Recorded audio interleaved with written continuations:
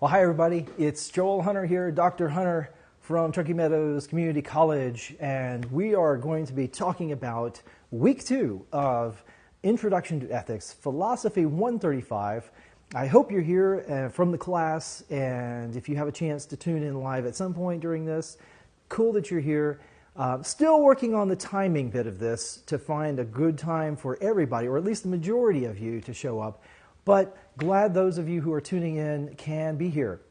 So as we get going here, yay, we got a few people showing up. Nice. So if you could do this for me, as you roll in, give me an idea of who is here. So if you would just do a quick comment with your name in all caps, that would be fantastic.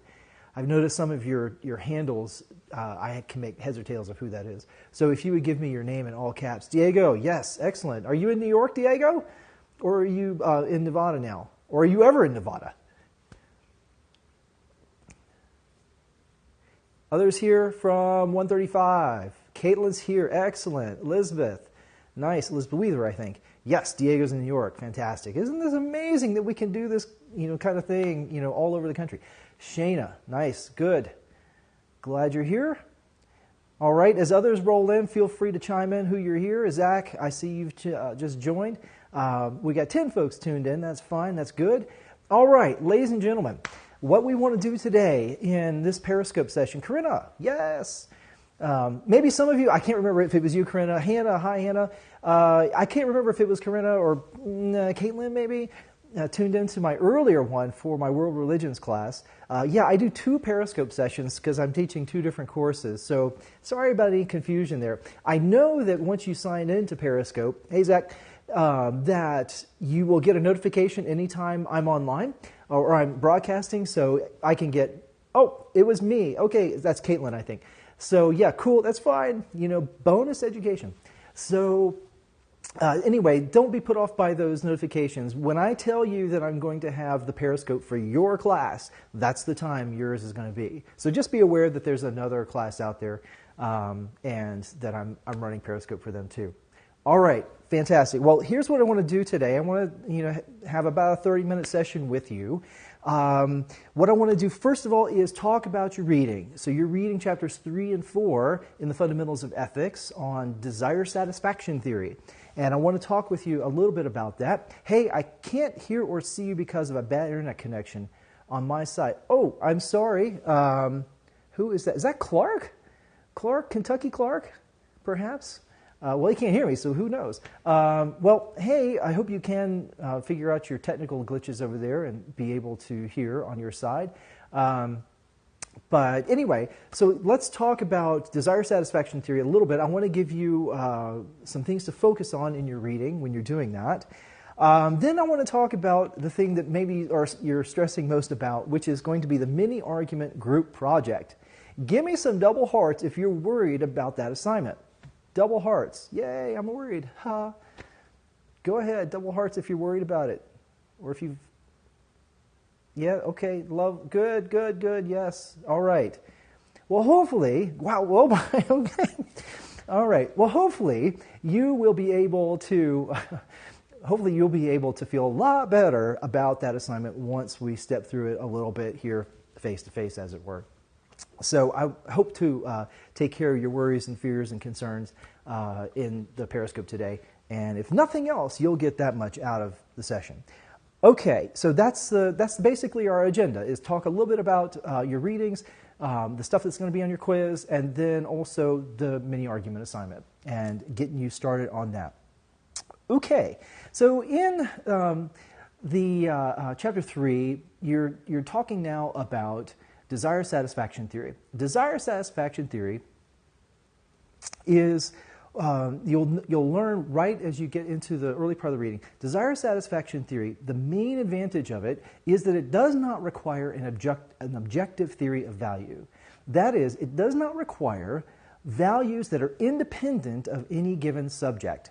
So whatever it is that your desires are, whatever your subjective desires are, or anyone's subjective desires are, desire satisfaction theory is for you, if that is what you think is the best life, the way to live.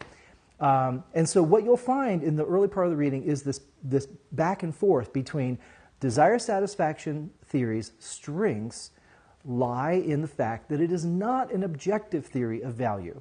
Okay? And so you'll see a lot of talk about objective theories of value. By the way, let me mention, because I noticed on the 3-part question that I gave you, that first little inventory, that short inventory, that maybe some of you are unclear about what objective means. So objective means, the opposite of objective is subjective. So something that is objective, if it is independent of any given mind or person, if you want to put it that way. But it's mind independent. If something is objective, it is mind independent. So things like mathematical truths, 3 plus 3 is 6, that is considered to be an objective truth because it is its truth is independent of whether or not any particular mind believes it or not, or knows it or not. So it's independent, okay? That's what objective means.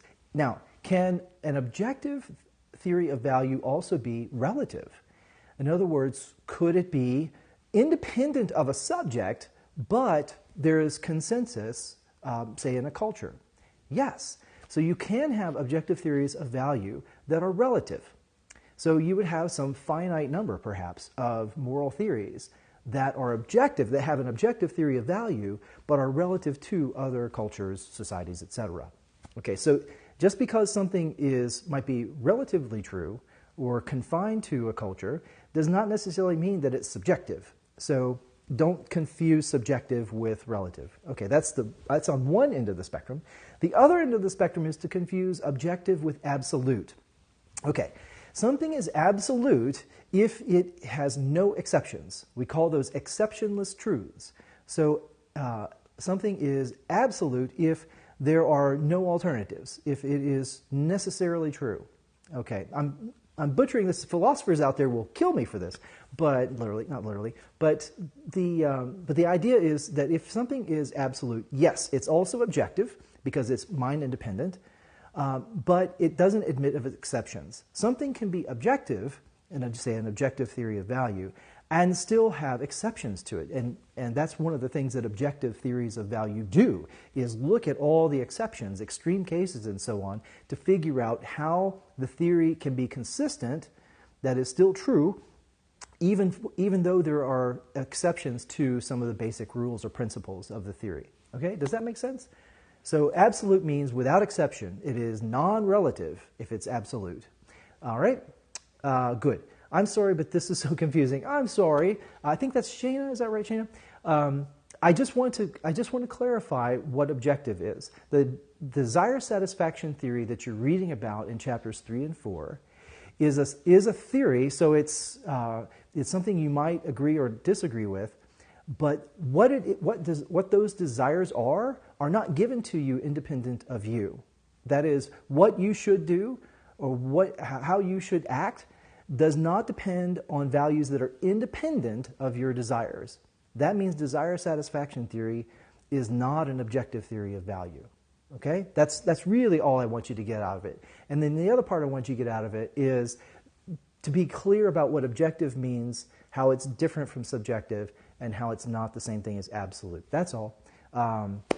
Don't worry, as that's what the reading is for, is to help clarify these things, and I'll do my best not to butcher it and confuse you. All right. Next thing that I wanted to talk about in your reading is the layout of the text. So what you have in the first chapter that introduces you to desire satisfaction theory are basically the strengths of that theory. Here's what it has going for it. And there are several things that it has going for it. Number one, I told you about is, hey, you don't need an objective theory of value. And why is that advantageous? Well, that's important to understand when you look at the text. Then the next thing is desire satisfaction theory is strong because it tells us why we have different value systems, even down to the individual level. And so there are a variety of ways that we can live a good life. It all depends on what our individual desires are. It also gives authority to the individual to determine what makes a good moral life, because those are your desires, after all. The other thing it does is it has a very good explanation for motivation, for why we are motivated to do good, to do the good thing, to do the right thing. Why? Because it is a way of satisfying our desires. And it gives a very simple account for why motivation is connected to action and behavior and choices. Okay? And objective theories of value have a difficulty with motivation, of connecting it. Why? Objective theories of value, let's say self-sacrifice, that's call that an objective theory, an objective value for a second, that it's true independent of whether or not, I agree with it. Well, the difficulty is figuring out, well, gosh, why aren't a lot of people motivated to be self-sacrificial then? That seems to count against an objective theory of value that values self-sacrifice. So desire satisfaction theory does make a good connection between motivation and its moral theory. Then it talks about the knowledge of the good, how it gives a very simple account of how we can know the good, and justifying our own self-interest. So these are the strengths that you'll read about in chapter 3. Then your author always follows up, or has now so far followed up, the positive case for a theory with the strikes against the case. What are the problems? What are the objections to desire satisfaction theory? And there are about 7 that you'll read about in chapter 4. So make sure that you have a look at those, and your quiz then is going to be drawn from chapters 3 and 4. So you have, I think it's 16 questions this week, so roughly half from chapter 3, the other half from chapter 4. So you'll need to make sure that you have noted the important parts of the reading that you've done. Okay, by the way, desire satisfaction theory, it reminded me of something from Harry Potter. Sorry about this aside. This isn't, you don't have to know this for the quiz. It reminded me, of course, book 1, I think it's chapter 12, The Mirror of Erised. If you remember the Mirror of Erised in Harry Potter, this is a mirror that shows you your deepest, most desperate desire. And you could look at that, if you look at that from desire satisfaction theory, that is a very powerful tool then, because then it shows you what you most deeply care about, and then, according to desire satisfaction theory, what you ought to be pursuing, because that's what's most beneficial to you, your deepest desire. The problem that you see when you read Harry Potter with the Mirror of Erised, though, is a lot of times those deepest desires are really not healthy. They're not beneficial. They're limiting rather than satisfying. So I thought that was interesting if you think about desire satisfaction theory in light of the Mirror of Erised. Anyway, that's an aside. Sorry, you non-Harry Potter fans out there. Too bad. All right, so now let's talk about the assignment. Let's talk about the mini-group assignment. What I've done is I've tried to put up instructions for you on how to create a collaboration. This is the first thing that you have to do. You have so far picked a question, and now some of you may not have picked a question. If you haven't picked a question, then today I'm going to be assigning you a question because you need to have it to go forward to the next step. The assignment is broken into 3 modules. And I've done that on purpose because I want to give you, I don't want to give you much work each week in addition to you preparing for your quiz and doing the reading and that sort of thing. Instead, what I want to do is break down this assignment, which is just to write a paragraph. That's all the assignment is. But I want to break it down into steps that you can check them off as you go each week, and you can do some peer review and feedback. And then, let's see, sorry, I didn't know where to submit my question. I basically wrote in the comments. Okay, that's fine. And, I'll make sure that anybody who doesn't yet have a question or it's not obvious to the group, I'll make sure that you know how to let your group know. That's going to be important. But at this point, you'll be writing about the question in your next step in Module 1. So stand by for what we're going to talk about here to do that. Okay, so Module 1 then, this is your next step, is to gather evidence to help you answer the question that you've chosen. Now, In order to do this as a collaboration, what you have to do is start a collaboration. And each one of you, you have a group of 4 or 5, and each one of you in the group has to start your own collaboration. What that is just a document. It's like a Word document, except it's in Google Docs. It's through the college, and you will have not a spreadsheet, sorry, but a word processing document that opens up once you start a collaboration. All right. And the instructions for starting collaboration I have already posted, but let me just step through them real quickly for you here. What you do is you go to Canvas for our course, then you go to the group homepage. So I think it's in People. If you go in People and click that, you'll see your group, or you'll see a listing for groups. So pick group, let's see, what is it called? Mini argument group project, whatever the number is that group is that you're in, 1, 2, 3, 4, 5, or 6.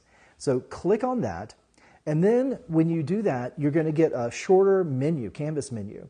And I think it's at the bottom is Collaborations. So click on Collaborations to start your evidence module. And then what you want to do is fill in a couple entry fields. The first field is the document name. You want to put in evidence. All right, that's in your instructions in the handout, so this is all there.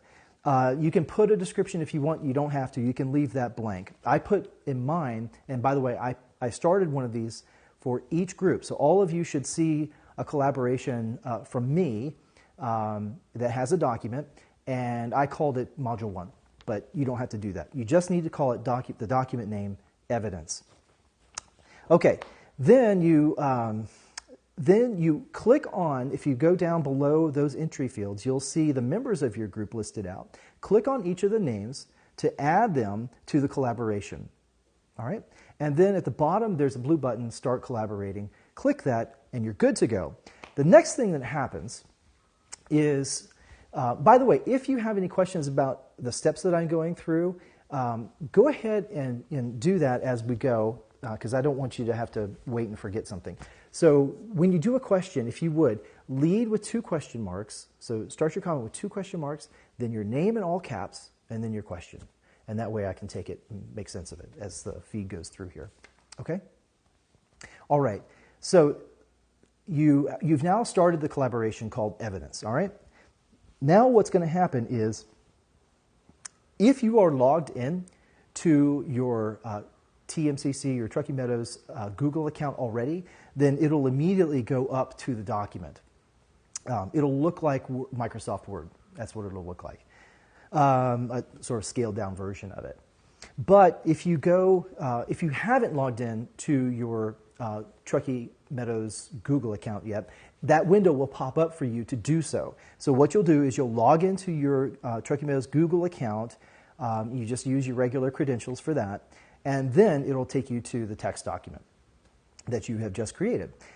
Then the next thing I want you to do is I want you to select a color for yourself. So there are buttons that you can change the way the text looks, bold, italic, that kind of thing. There's also a color button.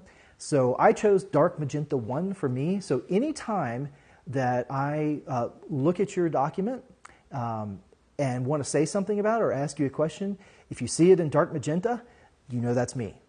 So that way you don't have to write your name by it. People will know who is commenting or asking questions when you get to the peer review part of this. Okay, so pick a color for your text. And the first thing you should do then is you should write out your question at the top. What question have you chosen to answer for this assignment? So go ahead and do that, and then and make it in the color that you've chosen. Then what you'll want to do is in the upper right corner, oh, by the way, there's an autosave.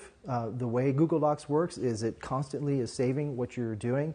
And so don't worry about saving your work. Just give it like a 2-second pause and it'll save for you. But what you'll want to do once you've put something in the document, like your question, then go in the upper right-hand corner and there's a share button. So click that, then click Advanced, click Change next to Private because you want to be able to share it with all the members in your group. You want to without having to send them a link or something. Now, you've done that in the collaboration, but Google Docs requires you to share it too. That's my understanding, at least. Then you select the third button. Sorry, let me see this. You can do one of two things. You can individually invite the members of your group to the document, or you can do what I did, which is I selected the third button, which says on for Truckee Meadows Community College. So really anyone at Truckee Meadows can look at my document and edit it. But you can do it however you wish. You don't have to do it that way. But you just want to make sure that everybody in your group has access to your document. Okay? So what you should do is when everybody else posts their first collaboration, the evidence collaboration, click on it and see if you can get into it. If you can't get into it, then go request credentials from the owner of that document, okay, the other person in your group. Okay, then once you've changed the settings from private access to this public access, or to the individuals in your group, then you'll want to change the access type from can view to can edit, because you'll want to have your group being able to write comments and questions to you on your document. Okay? So make sure you change then the access from can view to can edit. Then save that, hit done, and you're ready to go. So that is how you set up your Google Doc for doing the collaboration on your first module, and then, of course, then for your subsequent modules. Okay? Any questions about the setup part of it? I'll wait a few seconds before we talk about the actual module itself and what you have to do. It's fairly straightforward. This is the simplest module of the three. Questions? Okay, I'm going to go ahead, but feel free to ask any questions about getting onto the Google Doc if you have them, of starting your collaboration. Okay, so you've got now a Google Doc called Evidence, and you've got it set up in collaborations. And what you want to do now is write an answer, a one-sentence answer to the question that you have chosen. Now, what you want to do is some of the questions involve sort of factual questions like, hey, what is moral skepticism? Okay, that is not the substantive question that you need to answer. A substantive question is always going to be a why question. So look for the why question. That's what you want to answer in step one in this module. So write a one-sentence answer to the question, and I give you a format for doing that. So follow that format. And so your answer is never going to be just, well, yes or no. It's going to be something that probably requires a because or something like that, something that gives an explanation for your answer. Excuse me. So that's the first thing to do in your document is what is your initial answer? And this is just an initial answer, by the way. This is something that is going to be revised. That's part of the skill that you're learning here is how to revise your thoughts and work. You start with something, but then you're going to, as you gather evidence and you gather feedback from your group, you'll probably want to revise your answer. That's fine. In fact, that's expected. I'm going to have a sip of water. Yes, I am. Okay. Next thing to do is to identify two passages from your text that will provide support for your answer. Now, by support, it can be one of two things. Let me just go with, hey, do you think moral skepticism is correct or not, and why? So you'll look at the moral skepticism part of your reading, and you'll look for quotes that support the stand that you take, the yay or the nay and why.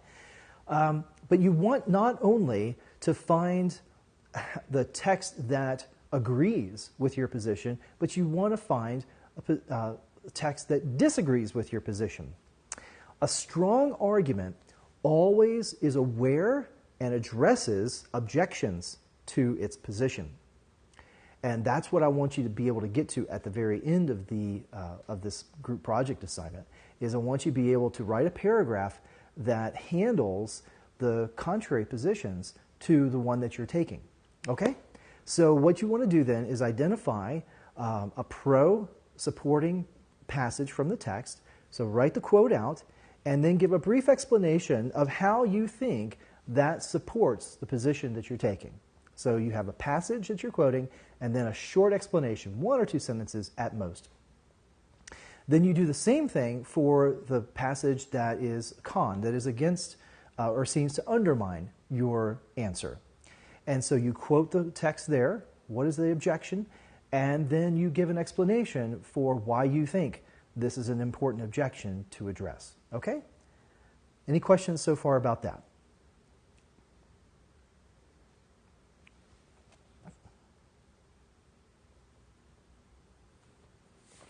By the way, I give you some format of how to phrase those explanations, so be sure to look at the assignment handout. It gives you a format for everything. Then that's it. I mean, that is the evidence module. That's module 1. That's all you got to do. And that's what you turn in. The due date is September 6th. That's Sunday, September 6th, for getting your evidence collaboration up. Okay?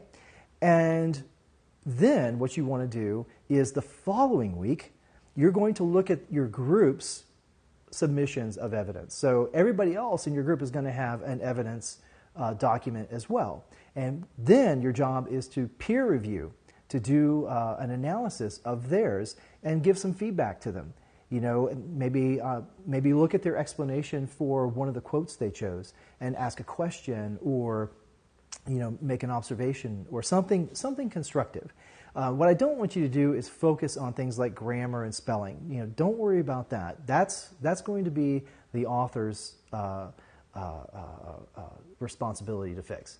So don't worry about grammar and junk like that. Worry about the logic, the thinking that's going on in what you're reading. So that's what you do the following week, is do the peer review of everyone else's evidence module. Now, this should not take you long to do. This is a short assignment, but do make some contribution on their Google Doc, on their evidence Google Doc, questions, comments, and so on. Okay, try to help them out. The last thing you do, and by the way, I recommend that you do this last thing at the end of this week when you turn in or when you upload your evidence assignment, your evidence module, is that you create the second module. So create a second Google Doc called Thesis, and that'll get you ready for the following week. So let me just explain then. This can be confusing. So what you're doing after this week is you're going to have 2 weeks where you're doing 2 different things. All right, so you're getting your evidence module up at the end of this week. Next week, you have 2 tasks. Task 1 is to do a peer review of everyone else's evidence assignment, module 1. Task 2 is to do the thesis statement module, module 2, for yourself. Okay? So you'll have two parts to this project next week. And then the third week, you'll have 2 parts. You'll be doing the peer review of the thesis statement for your group members, and then you'll be doing the rough draft of your paragraph for your third module. So that's how it works, and you'll get through the 3 modules over the next 3 weeks, and then you'll have a 2-week period to revise your paragraph and upload the final submission to me. Okay, question. What if people in our group do not do the assignment? Well, that's a good question. If they don't do the assignment, then there's obviously consequences for their performance in the class, but you will obviously not have to comment if they don't have anything, if they haven't done the assignment. You have nothing to comment on, so that's not on you. Okay, I'm in every group, so I'll be able to see who's doing what, and if I have to prompt somebody to finish something, then I will. Other questions? Hopefully that was helpful to go over that assignment. I hope once you get started with it, it won't be that intimidating. It is, just remember the goal. The goal is to write a good paragraph. It's not, as far as the writing part of it, it's not going to be that onerous on you. But I think that the skills that you're going to get in being able to reason and write down arguments is going to be so beneficial to you. It's really going to probably clarify a lot about some of the theories that we're talking about in the class, and then how you analyze them and come to a clearer understanding of them. Anyway, I think it's going to be really beneficial for you, and it's going to be a heck of a lot easier than what I had originally assigned you. So there's that too. All right, so this has been about a half hour, and that's exactly what I'm aiming for. But I do want to open up, for any questions at all that you have, anything about the readings or about assignments that you have questions, fears, worries about. I am ready to take them. So feel free to chime in. There's probably only a few of you left.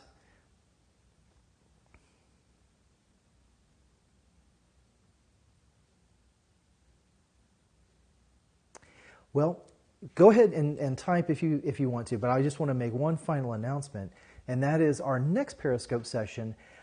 We didn't have. Oh, you're welcome. You're welcome, Caitlin. It's Caitlin, right? We didn't have as many from the class, I think, as the first Periscope session. The novelty is worn off, but what I want to do is hopefully find a time when the majority of the class can show up. So I'm still going to tinker with the times. And I hate to do that because it's always easier to just sort of schedule a time, when every week it's going to be at this day, this time. I want to get to that point, and hopefully after this next one we will, but I still am hopeful that I can get the majority of the class to be able to tune in live for these sessions. So I'm going to tinker one more time with the day and the time. It'll still probably be a Monday or Tuesday, more than likely, but I'm going to probably try to get an evening, all right? I just need a venue for that. And I'll let you know at least 2 days in advance of when the next scope session will be. So stay tuned. It'll be over the weekend when I let you know probably. But other than that, I'm going to check out, and I appreciate you all tuning in. Massachusetts, let's see. I'm in Massachusetts, so I'm 3 hours ahead. So please just not like 6 p.m. Right, exactly, yes. I have family back on the East Coast. I know exactly what you're talking about. Yeah, if anything, I would try to hit that narrow window between being done with a work day and before dinner time. That's on West Coast time. And for those of you on the East Coast, that would be something like 9 o'clock or so, your time, not our time. So yeah, I'll definitely try to keep in mind that there's at least 2 of you who are not here out west. All right, great. Well, thanks for tuning in, folks. I hope it was helpful to you, and I will talk to you next week. Be seeing you.